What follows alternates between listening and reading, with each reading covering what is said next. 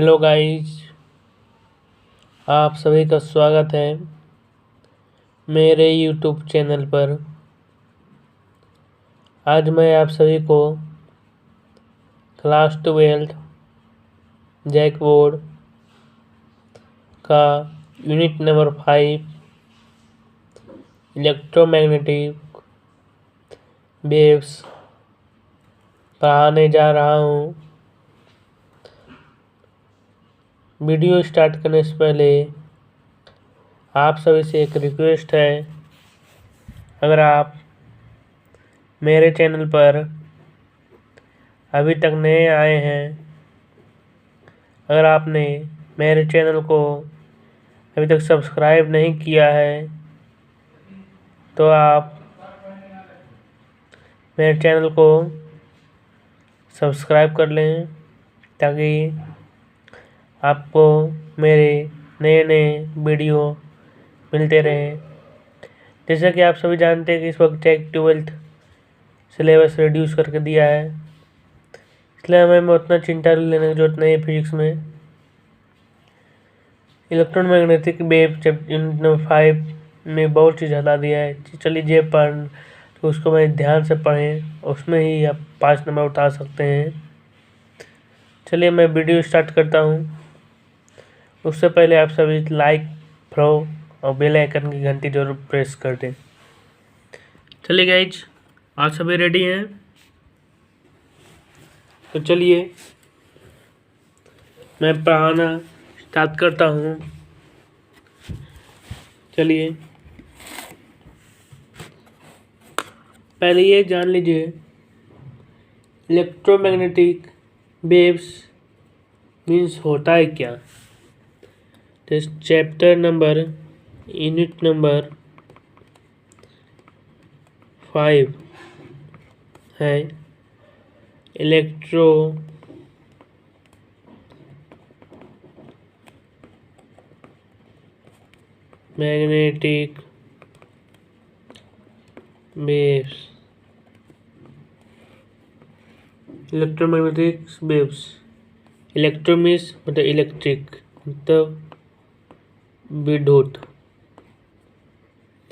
Magnetic means, magnet means चुंबकीय, मान लीजिए चुंबक, मान लीजिए ये लग गया है आई की चुंबकीय।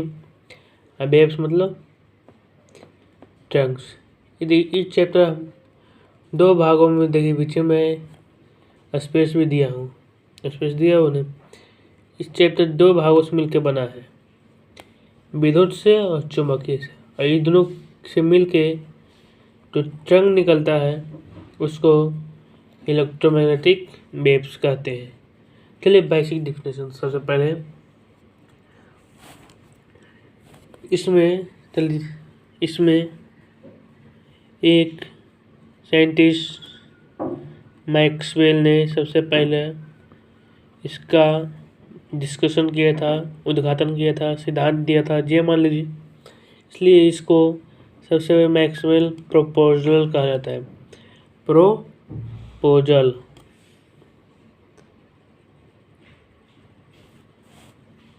इन्होंने कहा था, अगर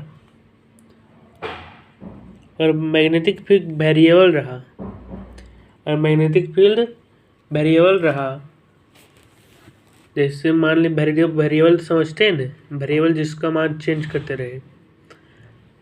अगर मैग्नेटिक फील्ड वेरिएबल रहा तो वेरिएबल मैग्नेटिक फील्ड,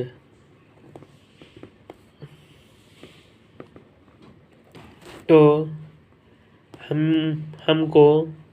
हम सभी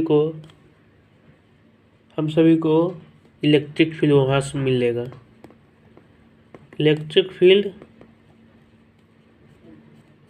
फील्ड वहाँ से मिलेगा, सभी को वहाँ से इलेक्ट्रिक फील्ड।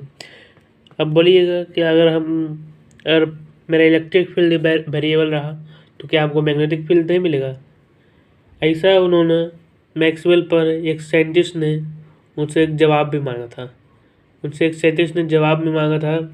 अगर मेरा मैग्नेटिक फील्ड समझते हैं जी, मैग्नेटिक फील्ड समझते हैं कि नहीं? चैप्टर यूनिट नंबर 3 में पढ़े थे मैंने, चलिए फिर से रिविजन कर देता हूँ। अगर मेरा कोई बॉडी चार्ज है,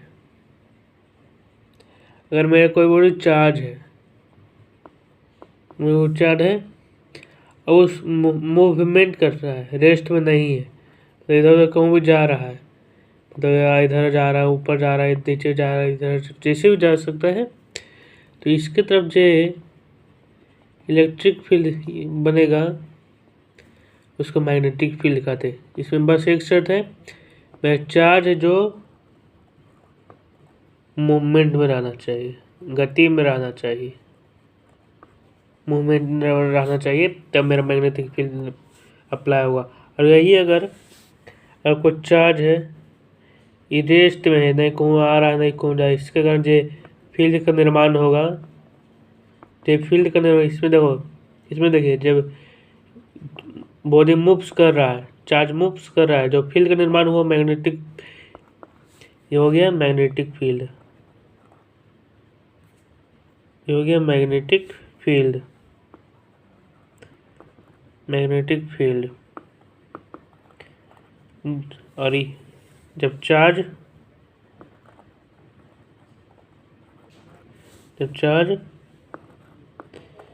मोशन में है तब, और ये देखिए चार्ज है, इसके कारण जो फील्ड है, ये चार्ज रेस्ट में है, नहीं मोशन में है, मूव नहीं कर रहा है, मोशन में नहीं है, इससे जो चार्ज फील्ड डेवलप हो रहा है, इस फील्ड को कहते हैं इलेक्ट्रिक फील्ड, इलेक्ट्रिक फील्ड, इसको कहते हैं इलेक्ट्रिक फील्ड। सब basic definition magnetic field electric field, जब चार्ज मूवमेंट में मोशन में है तो जो फील्ड का निर्माण होगा तो उसको कहते हैं मैग्नेटिक फील्ड, मोशन में रहेगा तब। इसमें जब बॉडी रेस्ट में है, ये रेस्ट में है, और जो फील्ड का निर्माण होगा इसको कहते हैं इलेक्ट्रिक फील्ड, इलेक्ट्रिक फील्ड। तो समझ चुके हैं, वही कहते हैं मैक्सवेल से एक सेंटेंस पूछ दिया था कि जब वेरिएबल मैग्नेटिक फील्ड रहा तो प्रोड्यूस इलेक्ट्रिक फील्ड कर दिया, मतलब वेरिएबल मतलब मैग्नेटिक फील्ड चेंज कर रहा है, तो कभी बढ़ रहा है कभी घट रहा है, तो इलेक्ट्रिक फील्ड मेरा आ गया है। तो और मैं इलेक्ट्रिक फील्ड भी वेरिएबल घट रहा है, मतलब कभी इतना हो रहा है, कभी इतना हो रहा है, कभी इतना हो रहा है, तो इसमें मूव करेगा कि नहीं? अवश्य करेगा। तो इस पर साइंटिस्ट ने यह निष्कर्ष दिया कि हाँ जरूर मूव करेगा, इसलिए उन्होंने अगला प्रपोजल दे दिया था, अगला प्रपोजल उन्होंने दे दिया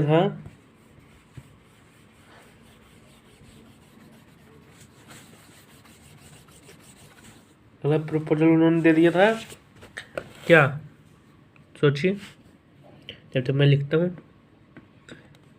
वेरिएबल, सोच लिए सभी को थी, देखिए मैंने लिख दिया, जब मेरा वेरिएबल इलेक्ट्रिक फील्ड रहा, तो प्रोड्यूस होगा मैग्नेटिक फील्ड, मतलब दोनों अवस्था में मेरा एक वेरिएबल रखेंगे तो दूसरा मेरा दे देगा। इलेक्ट्रिक फील्ड में हम रखें वेरिएबल तो मैग्नेटिक फील्ड हमको मिलेगा, मैग्नेटिक फील्ड वेरिएबल रखे तो इलेक्ट्रिक फील्ड मिलेगा। चलिए यहाँ तक समझ गए। चलिए अगला मैं इसके आगे मैक्सवेल का सिद्धांत को आप सभी को पढ़ाता हूँ। मैक्सवेल का सिद्धांत, मैक्सवेल का, चलिए अब डिस्प्लेसमेंट करंट पढ़िए। इसमें आ गया है डिस्प्लेसमेंट करंट। डिस्प्लेसमेंट करंट को हम मैक्सवेल करंट कह सकते हैं, क्या मैक्सवेल ने ही दिया था, मैक्सवेल करंट कह सकते हैं, मैक्सवेल करंट। चलिए इसका परिभाषा लिखते हैं, the equivalent current through the gap between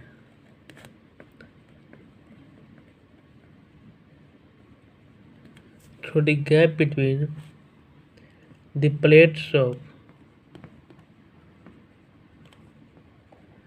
a capacitor. The plates of a capacitor due to किसके कारण due to changing electric field that is called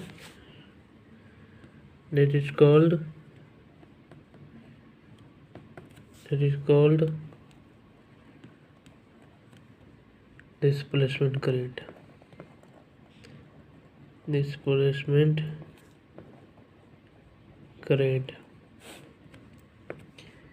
It is denoted by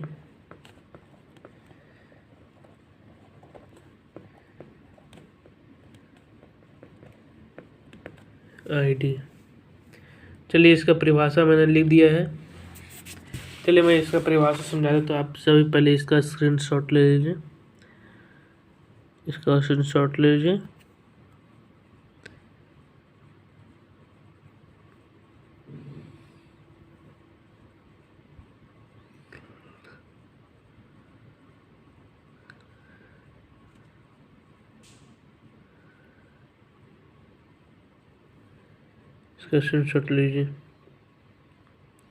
चलिए मैं समझाता हूँ। ये डिस्प्लेसमेंट करंट, इसको मैक्सवेल करंट भी कह सकते हैं। ये डिस्प्लेसमेंट को इसको मैक्सवेल करंट भी कह सकते हैं। क्या कह रहा है देखिए, the equivalent current through the gap between the plates of a capacitor due to changing electric field that is called displacement current determined by VD। Equivalent current मतलब समझते हैं जी। सबसे पहले ये बताइए इक्विवेलेंट करंट